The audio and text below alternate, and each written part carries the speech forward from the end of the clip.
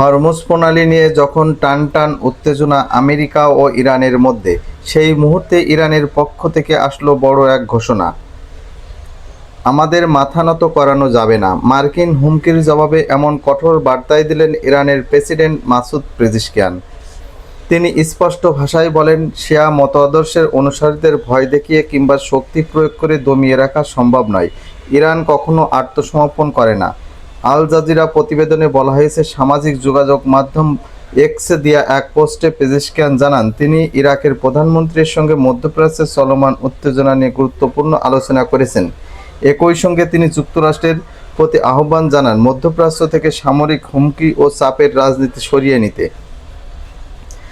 অন্যদিকে Islamic revolutionary guard corps জানিয়েছে, Hormuz প্রণালীকে ঘিরে তাদের নতুন নিরাপত্তা পরিকল্পনার মূল উদ্দেশ্য হলো এই গুরুত্বপূর্ণ জলপথ ব্যবহার করে যুক্তরাষ্ট্রের সামরিক ঘাঁটিগুলোতে অস্ত্র এবং রসদ পৌঁছানো বন্ধ করা।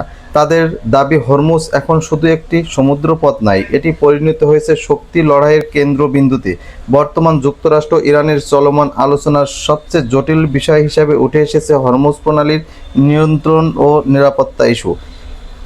এদিকে মার্কিন প্রেসিডেন্ট ডোনাল্ড ট্রাম্প জানিয়েছে, তেহরানের সঙ্গে আলোচনার সুযোগ তৈরি করতে হরমুজ প্রণালী উন্মুক্ত রাখার লক্ষ্যে পরিচালিত মার্কিন সামরিক অভিযান প্রজেক্ট ফ্রিডম সাময়িকভাবে স্থগিত করা হয়েছে।